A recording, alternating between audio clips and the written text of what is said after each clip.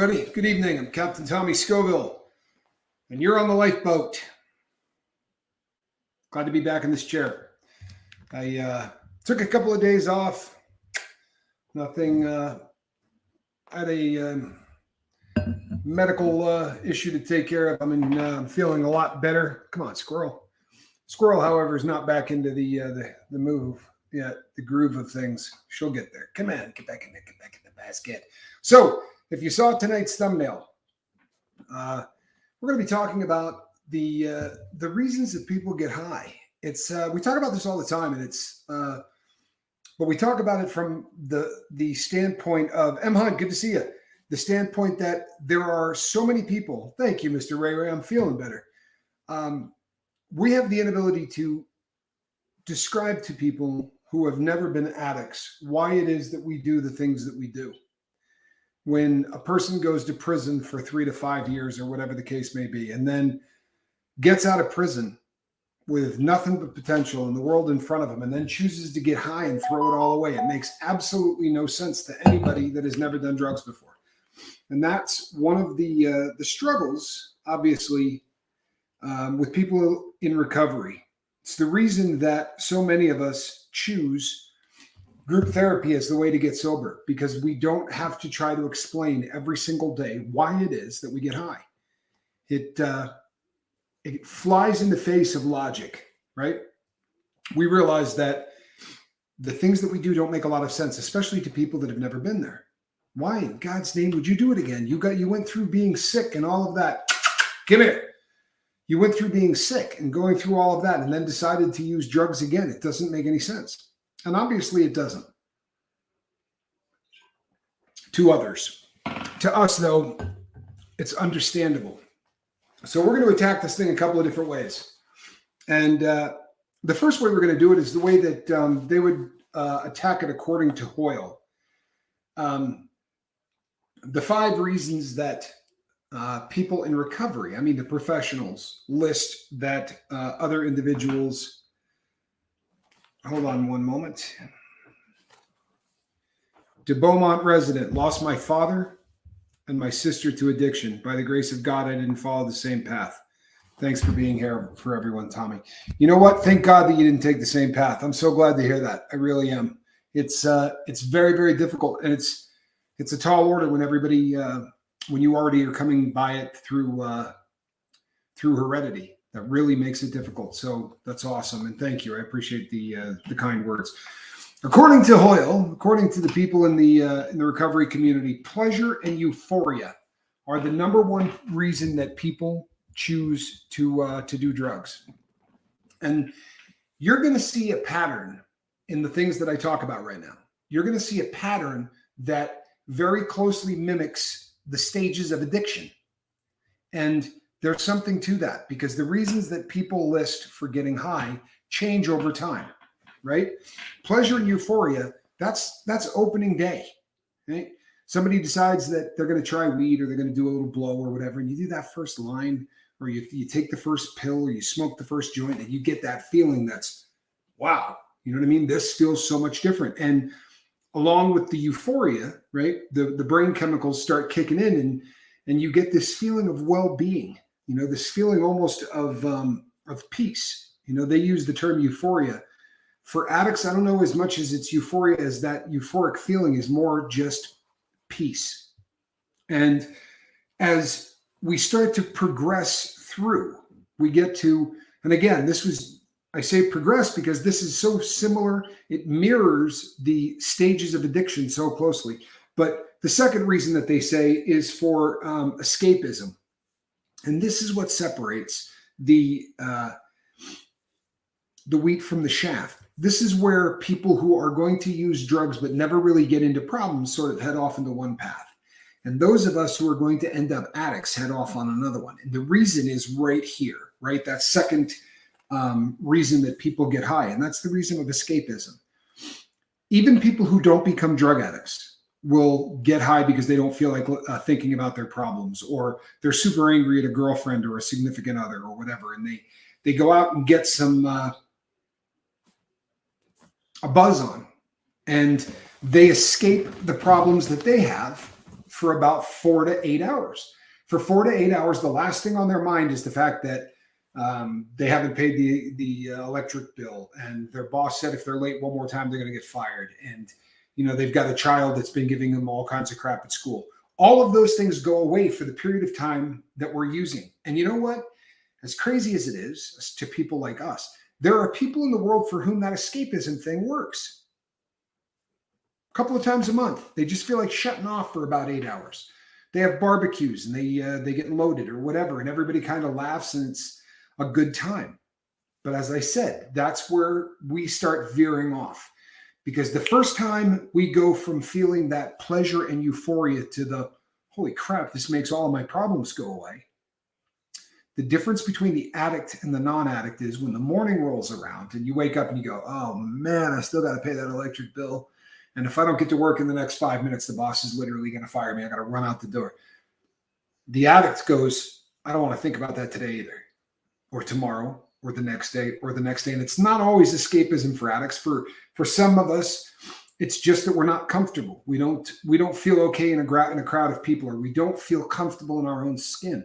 But for the vast majority of people who are addicts, escapism is huge. It's one of those things that really drives addiction, because all of a sudden you have, the ability to make things go away. And sadly, they come back.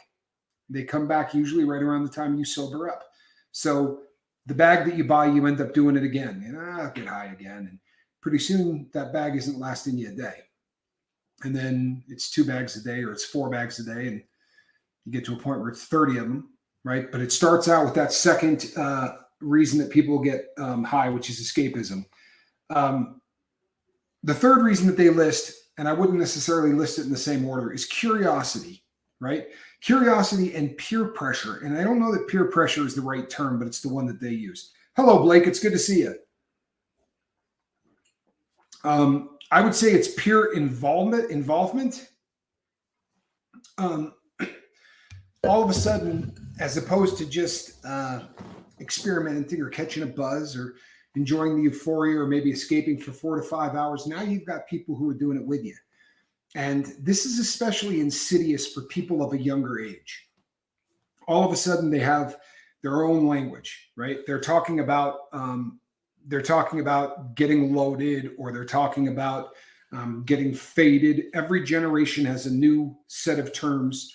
In the 60s, they smoked grass, and then it became smoking weed, and then it became smoking nugs and buds, and all the different terms that people used. That little fraternity that you end up, becoming a part of when you start doing drugs is something that really drives the process, because all of a sudden now you have this sense of belonging. There's a whole new group of people that have something in common, and more often than not, we're all seeking out validation from other people that we share something in common with.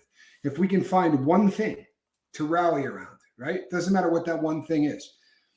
I'm super into watches. When I go to a show and there are watch people there, it doesn't matter what that guy does for a living or what that girl does for a living.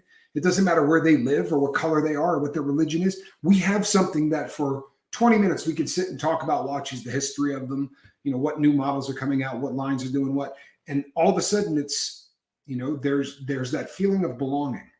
And the pressure of having to think about other things to talk about or to relate to people on any other turf is a non-issue. I remember being curious about drugs when I was young. I remember the first time I smoked weed saying, hey, that smells like my dad. I'm sorry. That's not funny, but it is. I'm going to tell this story. I've told this before on the boat, but I think this is a really, really funny story. My Mama Scoville ran a daycare center. And we had these people that came to the daycare, and the father was a doctor, really cool guy. I house sat for him at one point in my life, and he had left money out on the table. All I had to do was go feed his golden retriever, take it for a walk, and he had left money on the table, or was supposed to. So I got there, and there's no money on the table. Well, as it turns out, it wasn't on the table. It had been left in the kitchen. But I'm rifling through drawers because I'm honestly not casing the place. I'm looking for the money he left for me, and found a big old bag. But my mom was doing a thing about smoking, almost like a public service announcement that you do with kids, where you talk to them about the dangers of cigarettes and that they're not good for you, and they can cause all kinds of problems. And she said, raise your hand if your mom or dad smoke. And this little girl's hands goes up, and my mother goes, your mom and dad don't smoke. And she goes, no, yeah, they do. And my mom said, no, they don't. I know them. She goes, no, they do, but only late at night in their room when they watch movies. And I remember my mother having to say to them, you may not think that they're aware of what's going on, but most assuredly they are aware of what's going on. But that's funny. The Simpsons do that one all the time. You smell like Otto, the bus driver. Okay, the third was curiosity and peer pressure. 4 is self-medicating. And this is a term that gets, I think it gets used inappropriately often, but we all know what it means. I think that outside the community of people who have been addicted, maybe it's a confusing, it's almost like, it gets confused with regular medication. And really what it is that very often people who get addicted to drugs have other disorders that could be cured with over-the-counter drugs. I'm not saying that's better. I'm not going down that rabbit hole at all. But very often you see people who need SSRIs, or you see people who need whatever, right, to sort of level them out. If they were going to a doctor, the doctor would say, here's what your issue is. And instead of doing that, if there's somebody that is, suffering from, almost like an agoraphobic thing where they're really afraid to be in public, or they're afraid of having to communicate with people, they self-medicate. They take something that acts very much like a benzodiazepine, or acts, like a tranquilizer, or something to make them like a social lubricant. And there are people who do that with everything. And then there are people, and I'm not talking at a school or talking behind people's backs, because there are people on this boat that have been very, very open about the fact that they have a ton of pain. Buddha's one of them, right? Buddha wasn't out doing dope the way other people do dope. I mean, he really was self-medicating. And we have a medical system, at least here in the United States, where if you're trying to get in to see a pain specialist, the wait could be 6 to 9 months. And if you're working with 2 spinal fusions and you've got all of these problems, and there are a lot of people who will seek out stuff to relieve pain. And it's sad that the medical community doesn't take care of it. It's the roller coaster brought on by the Sackler family. When the OxyContin drug was released, it did so much damage to pain management because they told everybody you couldn't get addicted to it, and they created an army of addicts. And the knee-jerk reaction, as always is the case here in the United States, they said, all right, cut them off. No one's getting any more pain meds. And what they did was drive people to the street. Now you had a whole army of people who are out self-medicating.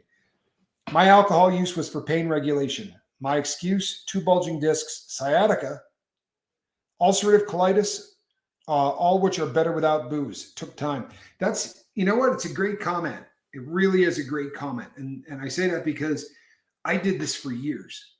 I've had so many ski injuries, and I've just endured a lot of things in my life that were an issue. And the big one, for me, I was using opiates as a way to cope with that. And I found after the fact that I was actually probably better off without the stuff.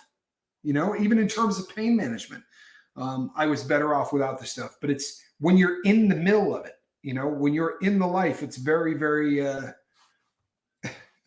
it's very, very difficult. I'm not laughing at you. I'm laughing at Seventh Son. Venison's deer, isn't it? Yes, I believe it is. And it is. I absolutely love venison. I really do. Sorry about Bambi and all that, but I dig venison.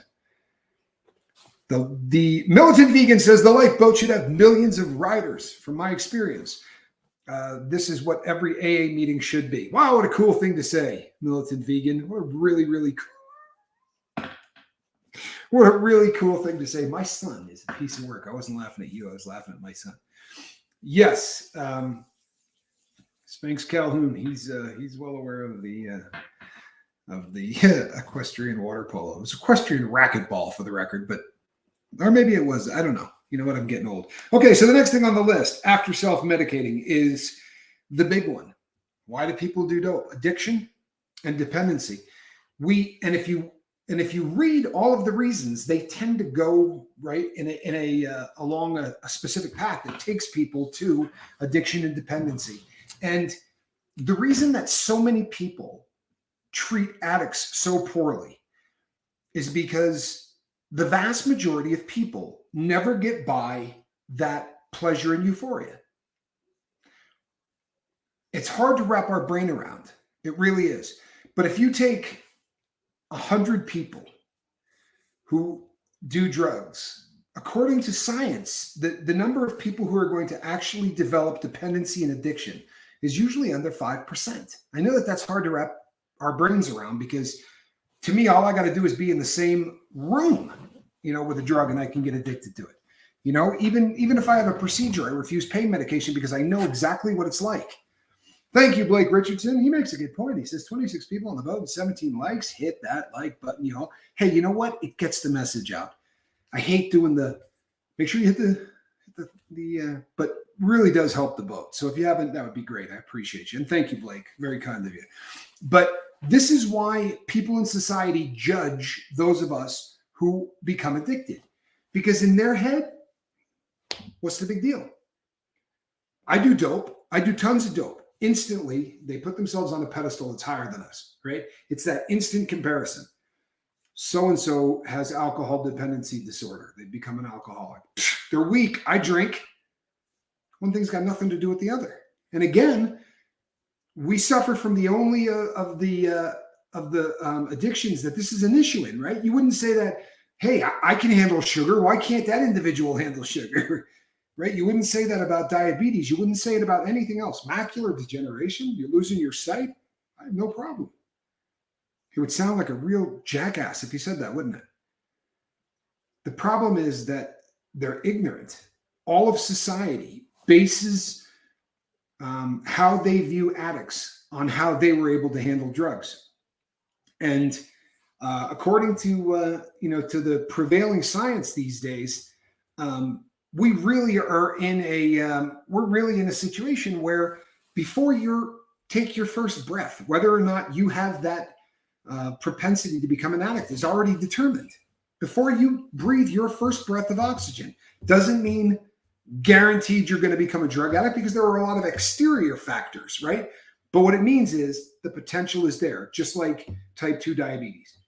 You can have all of the genetic makeup to turn you into somebody with type 2 diabetes. But if you say, I'm not going to have any sugar, the people in my family have developed a real problem.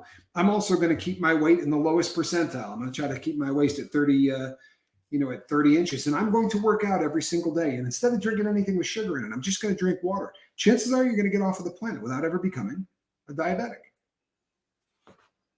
The same thing can happen with people who have the propensity. My daughter is not a drug addict, functioning. She's not an active drug addict, but I guarantee you that my daughter will take very, very little effort to become one. Because of her genetic makeup, she really is a ticking time bomb that way. I just saw a homeless looking individual with a shovel hop a fence across the street from my house.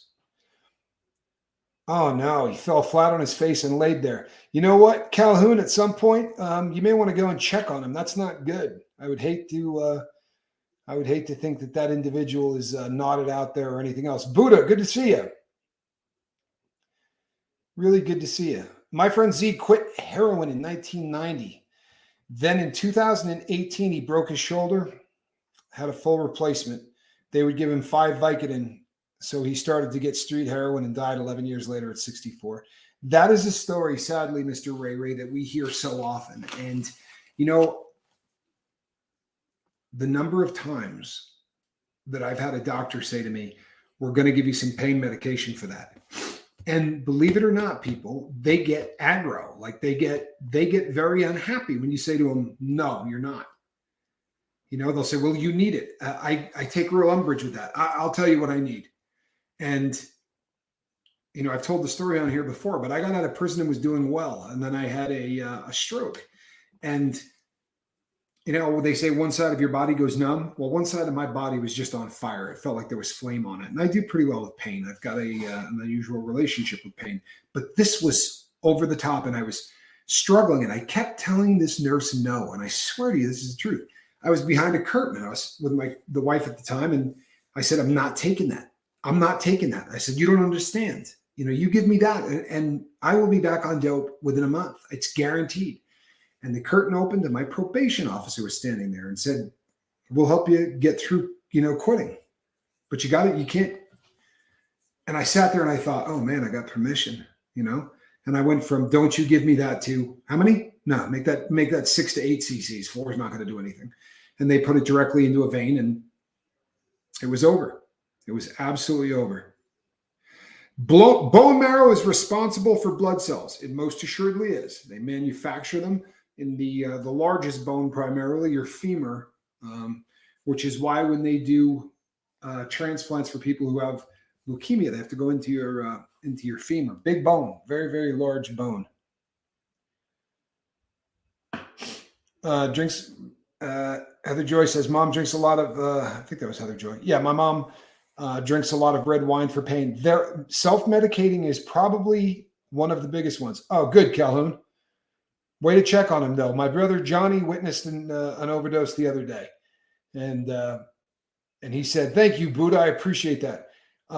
Sadly, he said that when the ambulance took the person off, there were no lights, no siren, and that's usually a pretty bad sign. No wine, no alcohol here. Do I miss it? Yes, some days. But I'm way better without it. I just have to remember that and keep it in the forefront. That's right.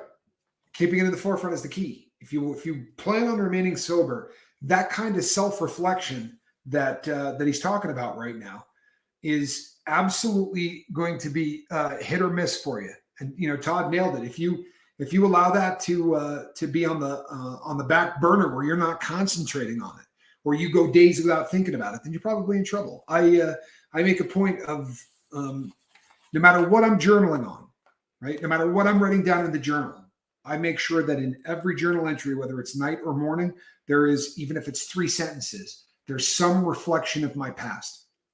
There's something about comparing then to now, because that for me is going to be one of those things that absolutely hammers home where I'm at all times. And I think that's, for me anyway, that's really, really important.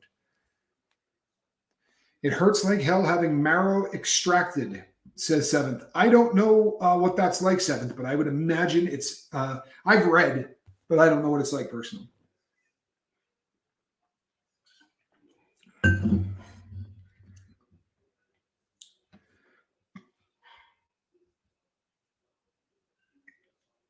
Sorry.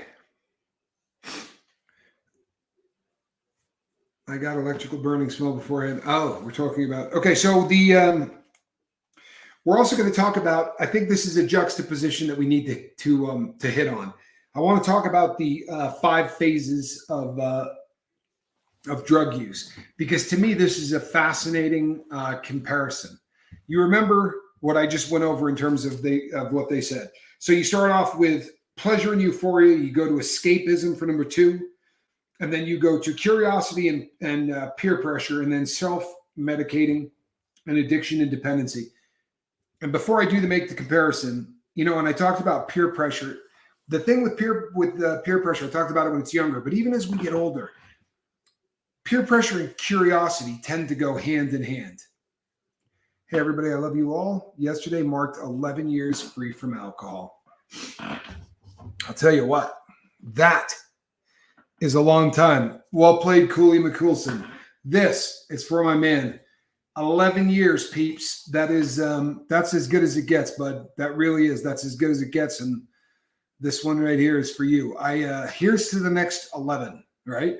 Here's to the next 11 years. That is absolutely awesome. Super, super proud of you. I really am.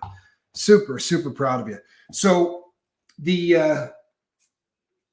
when we start talking about the peer pressure aspect of this, as we start to experiment with drugs more often, this is where it really, really becomes an issue, where the people around you say, man, have you tried this?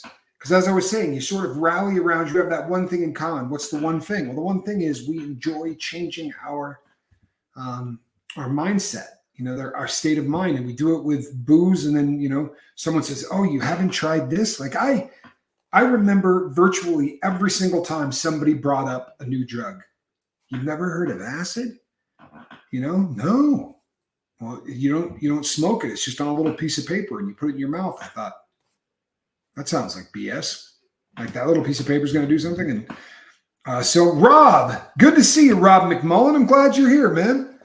Really, really good to see you. Hope you're doing well. Much love for Rob. Really, really good to see you. Welcome back, bud. Haven't seen you in a minute. Hope you're doing well. So when you look at the phases of drug use, we start off with number one is experimental, right? So anywhere along the line, whether it's the phase where you're just into the pleasure and the euphoria of it, and it's still all brand new and it's all fun, you're still falling on that first level of what they call experimental. Even the escapism and all of that, you're still within that first phase where you're just sort of messing around. This is the phase that most of the planet will hang out in, right? Where they do it every once in a great while, or they did it once. Then the next biggest group are going to be the people who occasionally use drugs, and more often than not, they will respond to it. I mean, they will describe it as recreational drug use, which is not a phrase that I absolutely love, but they will call it recreational drug use, and that again, so many people never get out of that recreational phase, and this is one of the reasons that they judge those who do, those who go from that second phase of drug use to the third phase. And the third phase is regular use. And this is really an odd thing, because this is, for me, when you become reliant on your drug of choice, you're a slave until you change. Todd G, I believe that wholeheartedly. And depending on what that substance of choice is, there are some that are more insidious than others, in my personal opinion. And it's the ones that have that serious physical dependency, along with the mental, and the psychological stuff. Because the drugs that have that serious physical dependency, and there are not a lot of them, but that type of dependency and that type of addiction, you're not going to take a few days off trying to quit, because the sickness is so bad that, it's that it just becomes something that has to happen every day. And I'm talking about, alcohol, opiates, and benzodiazepines primarily. Those are the big three. Although we're seeing some really unusual stuff, people, and I'm gonna get to that at the end. We'll talk about this at the very end. So the third is regular use. And again, there are a whole host of people on this planet that use drugs regularly and never get addicted to it. There are people who drink regularly and never become alcoholics. And they're the most annoying people in the world to those of us who are addicts. They're just downright annoying, because it's what we wish we were capable of. It would be nice if you could go out and use for 6-7 days and then not use for a month. We're not built that way. We're not. And one of the most insidious things about drug use in general is that we will try and talk ourselves into the fact that we can become that way. We have an opportunity to maybe become the person that can drink 3 days a week and then not do it, or just do it on weekends and then not do it at any other time. You know what, Todd G? I think what it really comes down to, yeah, Spank says it too, lucky jerks. Todd says, how, and you know what, did they do that? I've tried it so many times, it's definitely not me. I think everybody here could make that statement. I was so stupid that I tried it for decades, and each time I had a different plan. I know how I'm going to do it this time. I'm going to do it so much differently. This time when I do it, I'm not going to even buy, you know what? I'm starting to fade out there. That's not good. I'm not even going to buy enough where I could use it. I'm only going to buy one bag, right? There were so many different stupid things that I came up with.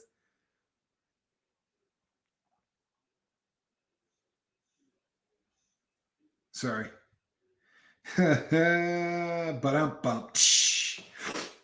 Right now, it sounds like a good idea. Scary, right? No, it always sounds like a good idea.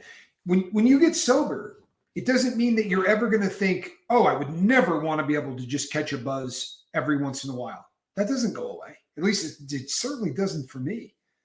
I mean, I would absolutely love the concept of being able to do that from time to time. I just know for a damn fact, after 3+ decades of every kind of experimentation known to man, that I'm not capable of doing drugs every once in a while. It's not something I can do.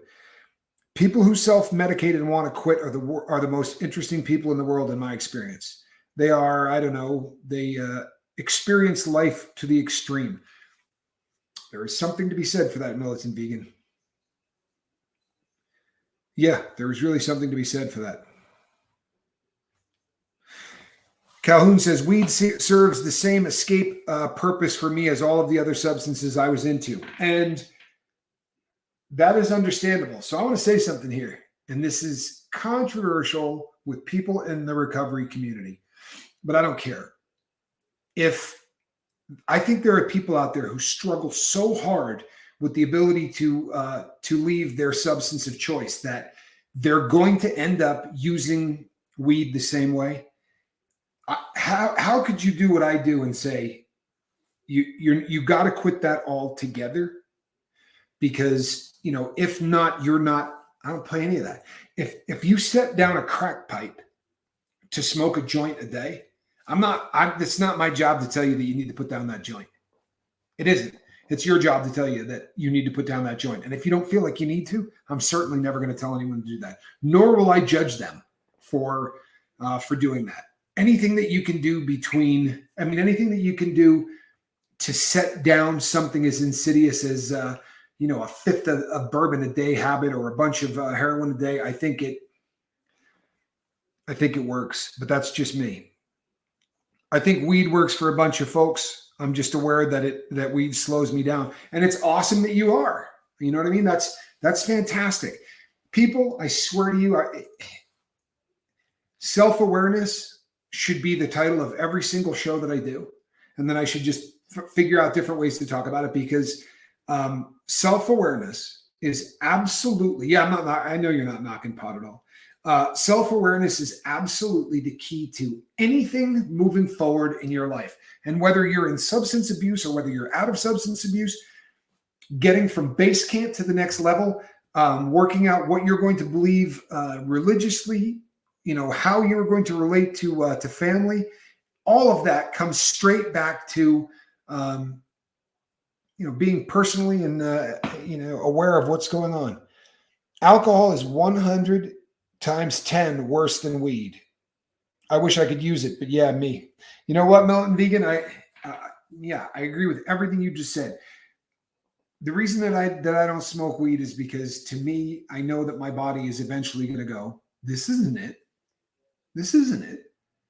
And if you're already doing one, why don't we just do the one you really like? Why don't we just go get that stuff? Look how good you're doing on weed. The other stuff's gotten really cheap. You can pull this off. You make way more money now, blah, blah, blah. The ants will just absolutely talk me into being somewhere that I just don't need to be. After regular use comes problematic use. Now, everybody here is really, really aware of problematic use. I remember my skinny but packing a half a case home a night. It was a fast, slow inertia gait as half the case swung. Good Lord. I am that problematic phase. All of us have been there in some level. And for some of us, it means handcuffs, and incarceration. And for some of us, it means not paying the rent, having to borrow money from people, stealing from people. But for all of us, it involved lying.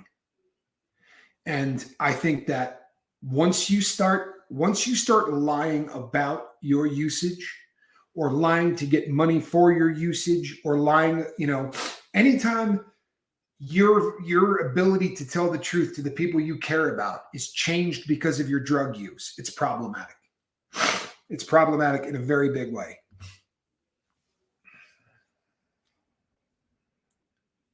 And that, people, is the start of the of the big problems. In my opinion, that really is the start of the big problems. And of course, the fifth phase is addiction. Make no mistake, there are people out there who hit problematic use and don't become addicts. You can still be a jackwagon and not be a drug addict. You can get high every day and not be a drug addict. There are those people. It doesn't mean it won't destroy your life. It doesn't mean that you won't really, really screw things up. But it is just a completely different kind of a setup. Let's see. I feel like I missed something. Hey, Chili Phil. Good to see you, man. Chili Phil says, you know, I'm going to go back and see if I can read it over here. Drinking was always my crutch when I was going through rough times. After my last girlfriend, I found myself drinking every day. I felt like someone pulled the stopper and I was going down the drain. It's a beautiful image because I know exactly what you're saying. I really do. Swiss Date, good to see you, bud. Really good to see you.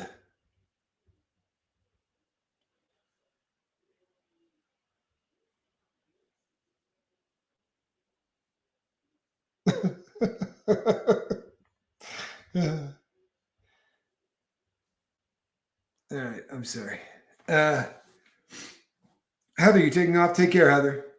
Be safe. So we are did we get a name yet? Mom named our baby Royalty King. And greetings to all.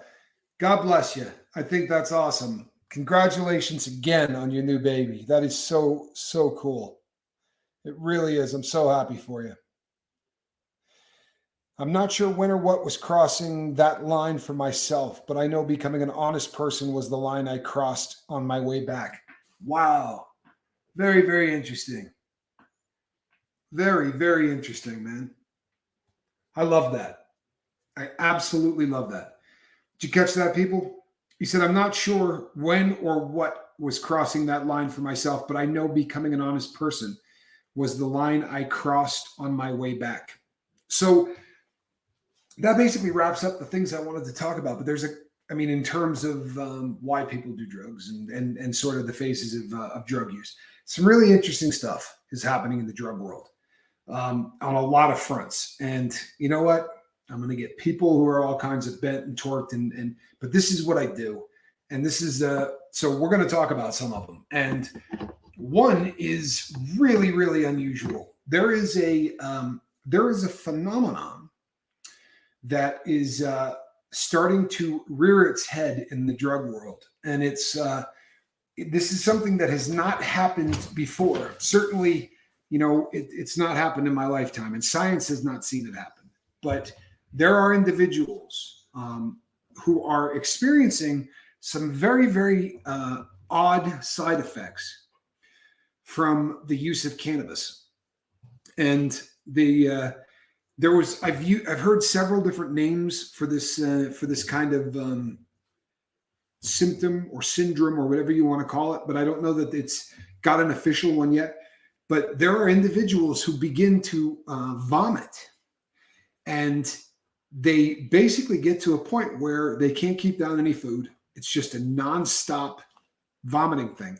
And the only relief they seem to get is from really, really hot water. And I'm not laughing, but I was reading this article about it, and they said that there are guys that are basically killing the entire hot water for an entire apartment complex, because this one guy that was going through this would get in and leave the hot water on for 2 or 3 hours. He would just get in, because if not, he was just dry heaving and vomiting and uncontrollably. And the cure for this is simply to abstain from the use of any THC products. So far, they went through this thing where scientists were saying stuff like, he says, I have a coworker with this problem with weed. Interesting, Mitch. I've been reading about it a ton, and I've had 5 people email me and tell me that this is happening to them.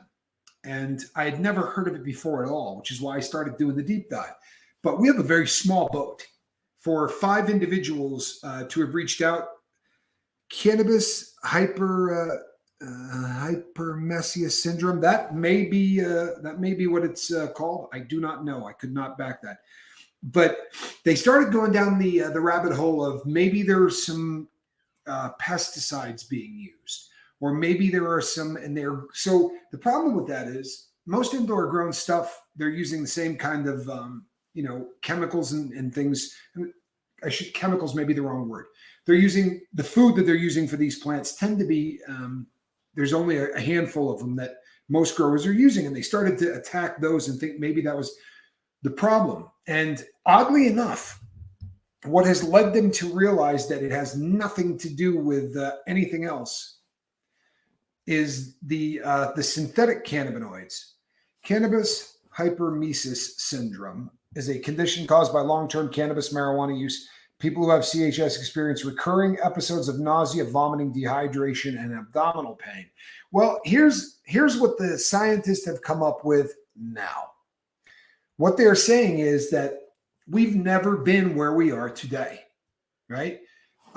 In the past, with the THC level of the product being where it was, and the fact that you would basically have to be smoking grass from the time you got up until the time you went to bed. You would have had to have a joint in your hand nonstop, or doing bong hits and also eating things.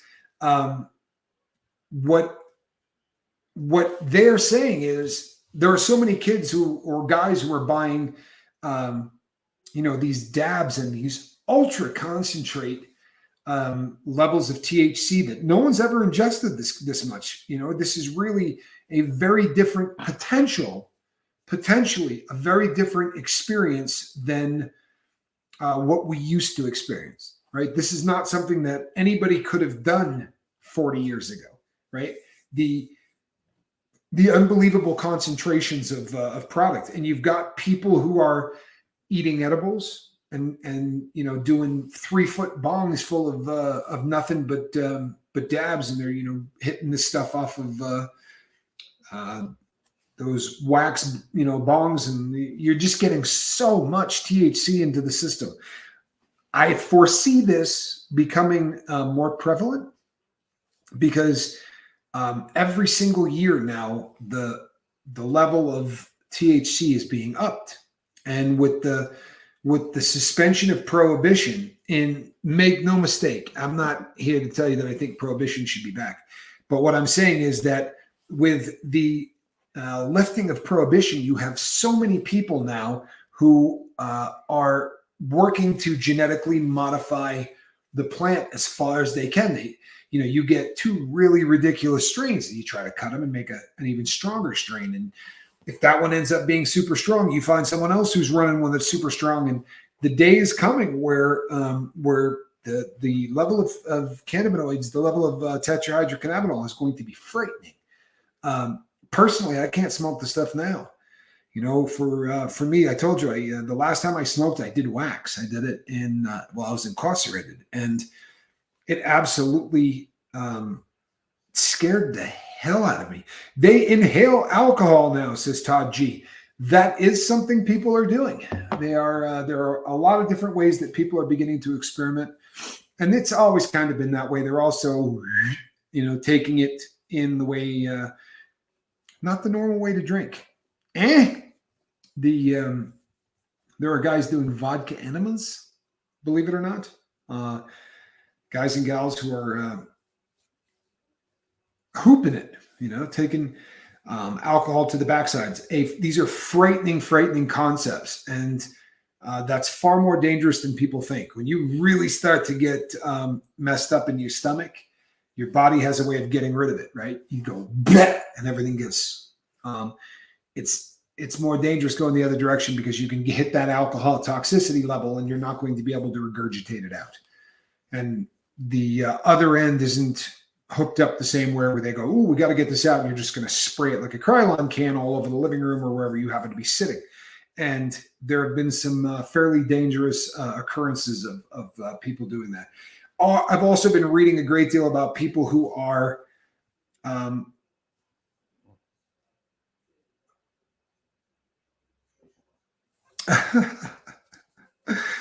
oh, no, you won't, Buddha. You absolutely won't. It's too late.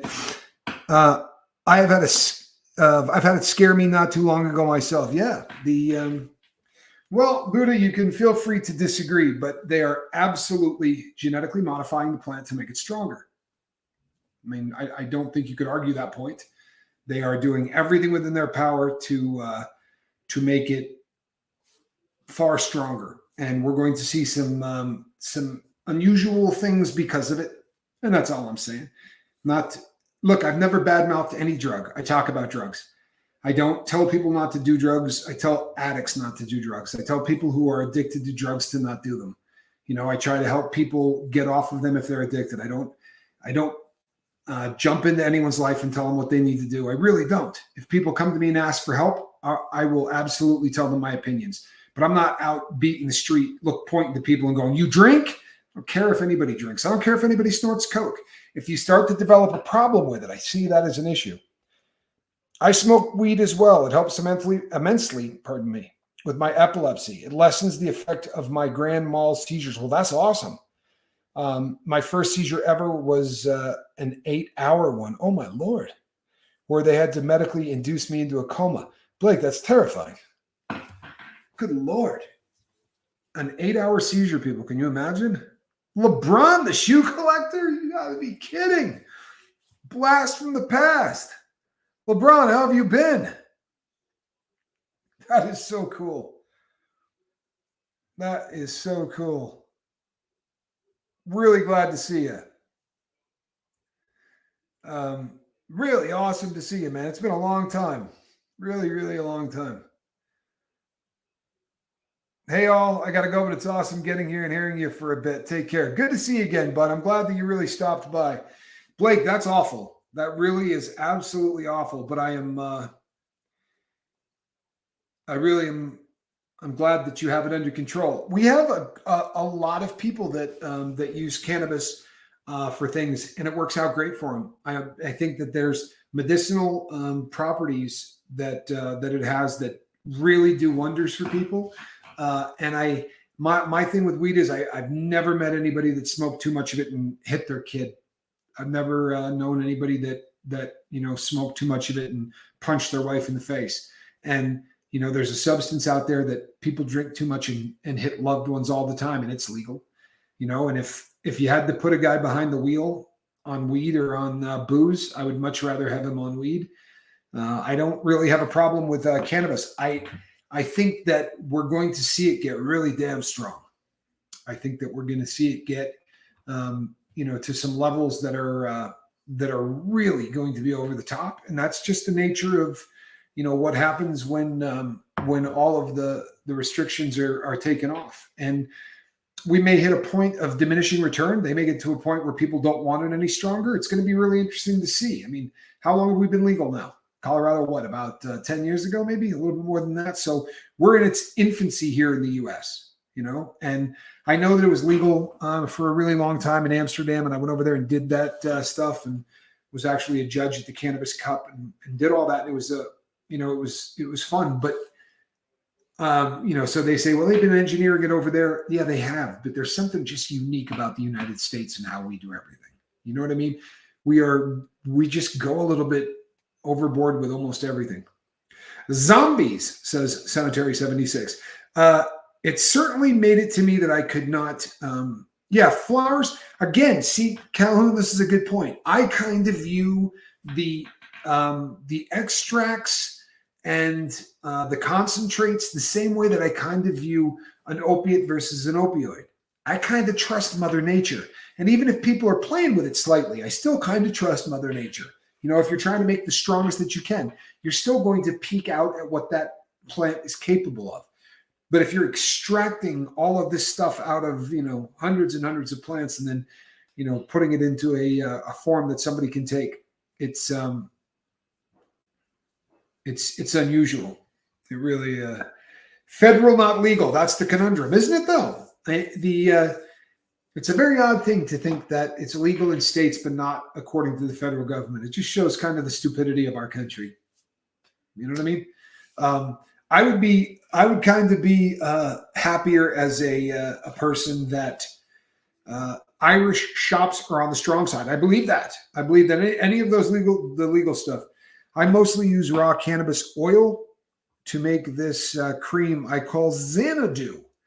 I believe this cream will change the world and life as we now live it. Yep. Well, I hope it works out that way, Dennis. That would be great. Jason P.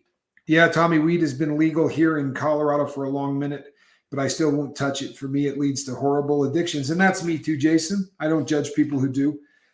How could you start a cannabis business without fearing the government kicking the door in and taking your livelihood? Well, and you know what? They don't process in my state. My understanding, you can correct me if I'm wrong, but my understanding is that they don't process anything on a credit card. I told you guys I went into a cannabis store about 3 weeks ago, and they had 2 ATM machines. It might have even been 3 right inside the door. So like when you go in there, you got to go and get your cash out and hand it to them because of the whole, the federal thing. I just like weed personally. I'm all for legalization. Collect taxes, reduce my tax liability. I agree with you.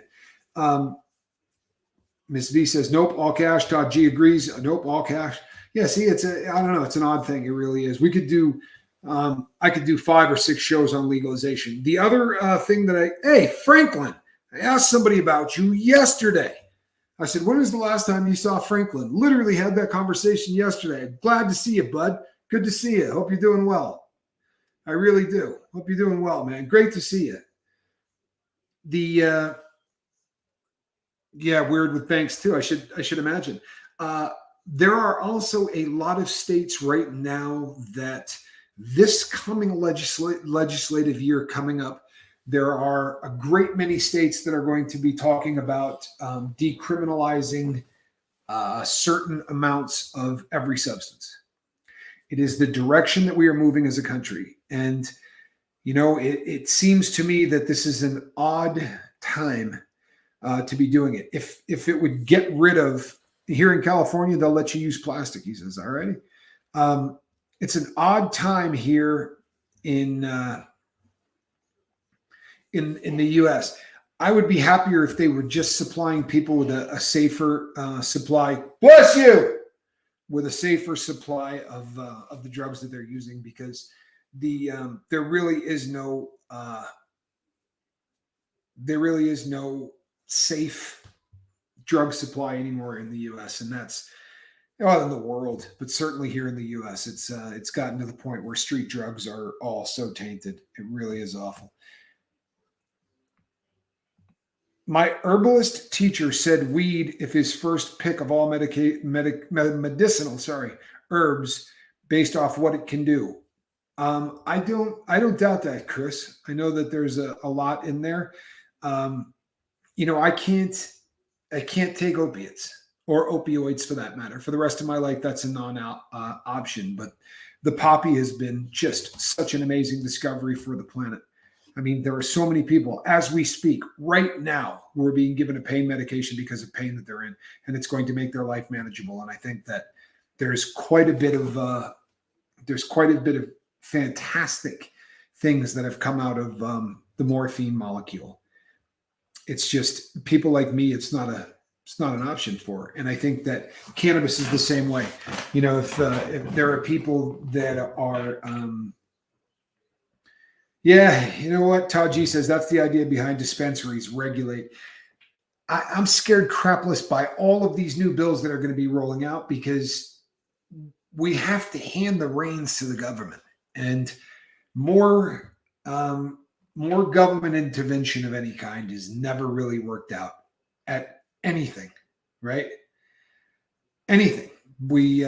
Anytime there has been government regulation or government intervention in anything, it has led to a poo storm of epic proportion. Sadly, our government doesn't do anything right. Well, in my humble opinion. Dennis, good to see you. Hello. Well, people, I cannot, before we wrap up today, I do want to make sure that I thank Heather Joy. I leaned on Heather pretty heavy here in the last little bit, and she is just doing some really incredible work here on the boat. she calls or sends me a text and says, I want to talk about, meditation. Boy, there's so much good that can come from that. And, she brings something to the table. She brings a crap load to the table that I can't, and that's awesome.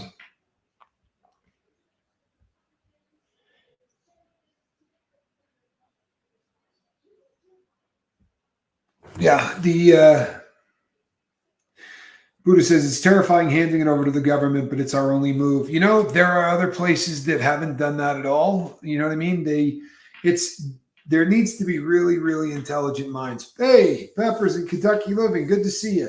There need to be people smarter than me and smarter than all of us to talk about, deregulation. Leisure, I'm glad to see you, bud. You're in my prayers, man. I know you have. I have not been anywhere near as sick as you have, but I've been under the weather myself. But you're in my prayers, man. Good to see you. Yeah, everyone's been wondering where you've been. I get a lot of emails, an awful lot of emails about you, bud. But I'm glad that you're here. I really am. When is Johnny going to sit in the chair? As soon as we can figure out how Johnny can sign in. I was able to sign in on Chase the Heat. He was not able to sign in on the lifeboat. So we need to work on that. And once we do, then we're going to be off to the races. And he's hot to trot. He wants to do it. We just have not been able to make that work. Yeah, one's for leisure. Yep, I love it. I absolutely love it. Please, everybody, thoughts and prayers for leisure. And I want to thank everyone that's been praying for my friend Eli. He still needs them. We have big hopes, but he definitely still needs them. Look at that crew, man. I love you guys. I really do. People, I am going to be bailing off about 4 minutes early. I have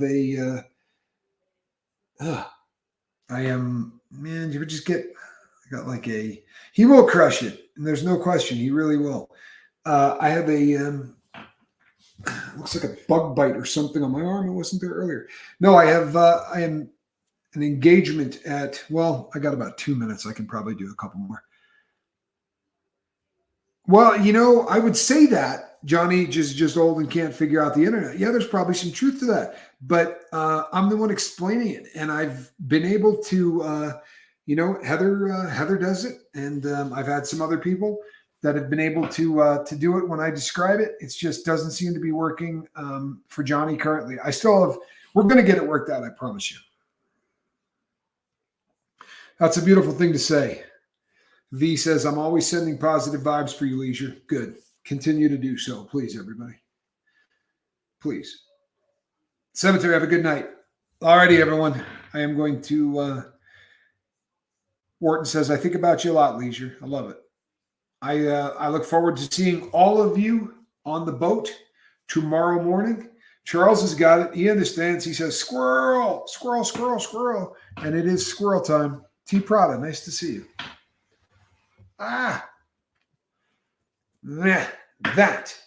is still a cat in a basket. Can I get a yawn out of you? Yeah? No? No yawn? Nothing? All right. I'm Captain Tommy Scoville, and this is a cat in a basket. Good night, everybody. We love you. I do. She's the greatest cat ever. She really is. She's a piece of work. Let's see. Maybe I can figure out how to turn this thing off, huh?